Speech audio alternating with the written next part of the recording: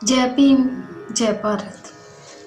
मैं अज तुहाडे नाल एक ऐसे महान शख्सियत बाबा साहब जी की गल करन जा रही हाँ। एक ऐसे महान शख्सियत जिन्हां दी बलिदानां दी कीमत असी कदे नहीं दे सकते। अजिहे त्याग दी मूरत मां रामाबाई बारे गल करन जा रही हाँ, जिन्हां ने अपनी जिंदगी विच बहुत सारे कष्ट झेले। कहंदे ने अगर कलम ना हुंदी बाबा साहब दी, कहंदे ने अगर कलम ना हुंदी बाबा साहब दी ते कागज़ ना हुंदा रामाबाई दा ते की हुंदा साडे समाज दा।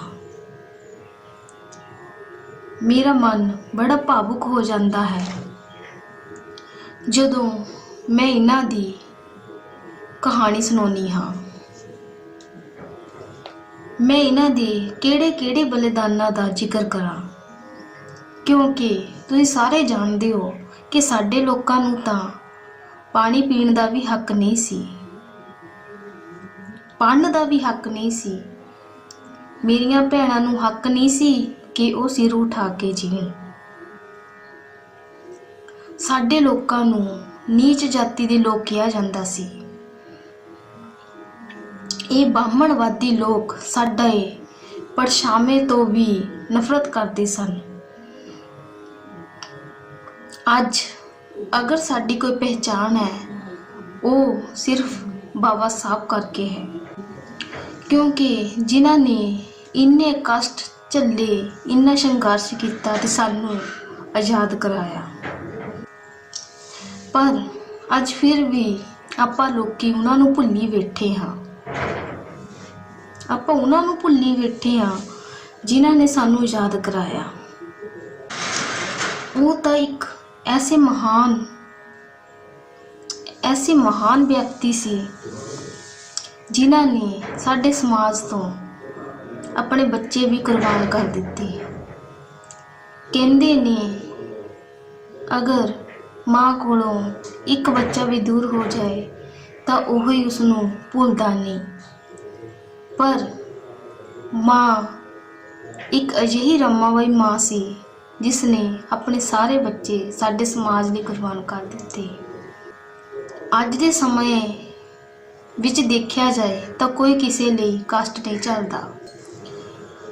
ये हिम्मत सिर्फ मेरे बाबा साहब ते मेरी माँ रामाबाई दी ही सी। मैनू समाज दे लोकां तो अज इन्ना गुस्सा आ रहा है कि तुसी घर घर जाके देख लो कि तुहानू होर देवी देवतियां दी फोटो जरूर मिलेगी, पर जिसने सानू अज आज़ाद कराया मेरे बाबा साहब दी फोटो तुहानू नहीं मिलेगी। असी अज उन्हां नू भुल्ली बैठे हाँ, क्योंकि बाबा साहब अगर कलम ना उठाते, अगर लिखना ना शुरू करते, उन्हें इन्नी पढ़ाई साडे समाज लिए कीती, इन्ना डिग्रियां उच्च हासिल कीतियां,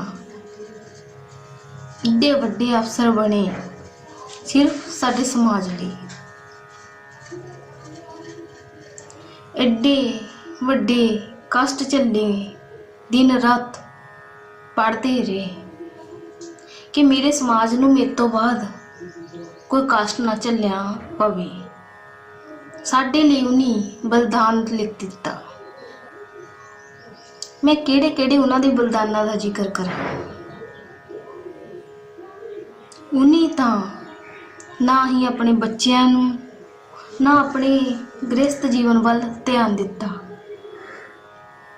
साडे लोकां लई संविधान लिख के गए कि अगर मेरे मन तो भी बाद मेरे लोकां नूं कोई कष्ट ना झलना पवे।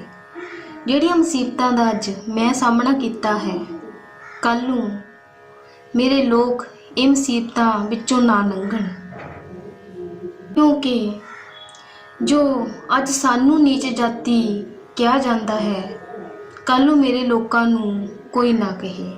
इन्हां दी एक पहचान होवे। ਸਾਡੇ ਇੰਨੇ ਹੱਕ ਦਵਾ ਕੇ ਗਏ ਮੇਰੇ ਬਾਬਾ ਸਾਹਿਬ, ਪਰ ਸਾਡੇ ਲੋਕਾਂ ਨੇ ਕਦੀ ਉਹਨਾਂ ਦਾ ਜ਼ਿਕਰ ਤੱਕ ਨਹੀਂ ਕੀਤਾ। ਜੋ ਦੁੱਖ ਤਕਲੀਫਾਂ ਬਾਬਾ ਸਾਹਿਬ ਨੇ ਝੱਲੀਆਂ, ਸ਼ਾਇਦ ਹੀ ਕੋਈ ਅੱਜ ਦੇ ਦੌਰ ਤੇ ਕਿਸੇ ਲਈ ਚੱਲ ਸਕਦਾ ਹੈ।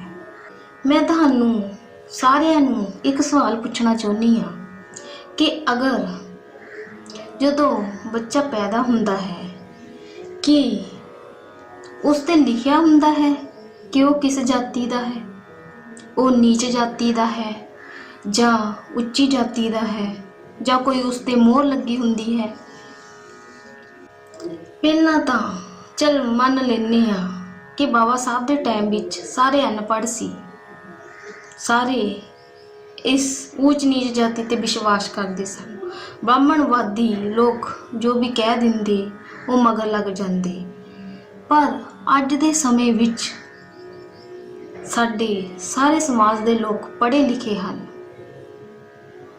ਫਿਰ ਵੀ ਅੰਧ ਵਿਸ਼ਵਾਸਾਂ ਵਿੱਚ ਫਸੇ ਹੋਏ ਹਨ। ਕੋਈ ਮੰਤਰੀ ਲੱਗਾ ਹੋਇਆ ਹੈ, ਕੋਈ ਵਕੀਲ, ਕੋਈ ਐਡੇ ਅਫਸਰ ਲੱਗੇ ਹੋਏ ਹਨ। ਤੁਸੀਂ ਦੱਸੋ ਕਿ ਸਾਡੀ ਜਾਤੀ ਦਾ ਰੰਗ ਲਾਲ ਹੈ ਤੇ ਉਹਨਾਂ ਦੀ ਜਾਤੀ ਦਾ ਰੰਗ ਹਰਾ ਹੈ?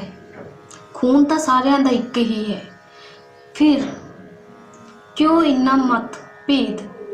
ਕਿਉਂ? ਕਦੋਂ ਇਕੱਠੇ ਹੋਣਗੇ ਸਾਡੇ ਸਮਾਜ ਦੇ ਲੋਕ? ਅਗਰ ਅਸੀਂ ਬਾਬਾ ਸਾਹਿਬ ਜੀ ਦੀ ਕੁਰਬਾਨੀ ਨੂੰ ਯਾਦ ਕਰੀਏ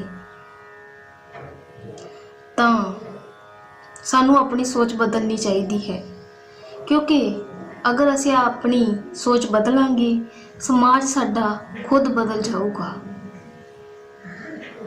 ਸਾਡੇ ਬੱਚਿਆਂ ਨੂੰ ਧਾਗੇ ਤਵੀਤਾਂ ਦੀ ਜਗ੍ਹਾ ਤੁਸੀਂ ਉਹਨਾਂ ਦੇ ਹੱਥ ਵਿੱਚ ਕਲਮ ਕਾਗਜ਼ ਦਿਓ।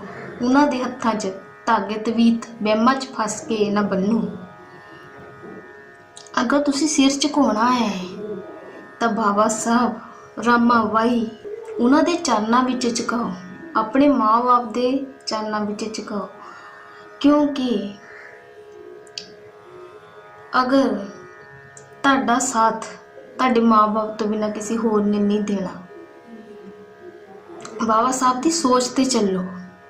ਮੈਂ ਹਰ ਸਕੂਲਾਂ ਦੇ ਅੱਗੇ ਬੇਨਤੀ ਕਰਨਾ ਚਾਹੁੰਦੀ ਹਾਂ ਕਿ ਹਰ ਸਕੂਲਾਂ ਸ਼ਹਿਰਾਂ ਵਿੱਚ ਬਾਬਾ ਸਾਹਿਬ ਅੰਬੇਦਕਰ ਬਾਰੇ ਪੜ੍ਹਾਇਆ ਜਾਵੇ, ਤਾਂ ਜੋ ਸਾਡੇ ਬੱਚਿਆਂ ਦੀ ਚੰਗੀ ਸੋਚ ਮਿਲੇ, ਉਹ ਨਸ਼ਿਆਂ 'ਚ ਪੈ ਕੇ ਆਪਣੀ ਜ਼ਿੰਦਗੀ ਨਾ ਬਰਬਾਦ ਕਰਨ।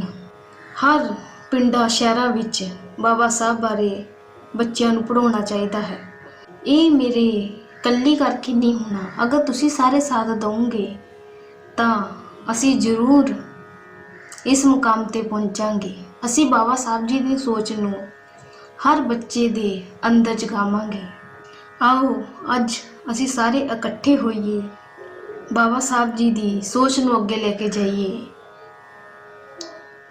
ਮੈਨੂੰ ਤੁਹਾਡੇ ਸਾਰੇ ਦੇ ਸਾਥ ਦੀ ਜ਼ਰੂਰਤ ਹੈ। ਅਗਰ ਤੁਹਾਨੂੰ ਮੇਰਾ ਵੀਡੀਓ ਚੰਗਾ ਲੱਗਾ ਹੋਵੇ ਤਾਂ ਪਲੀਜ਼ ਇਹਨੂੰ ਸ਼ੇਅਰ ਕਰਿਓ।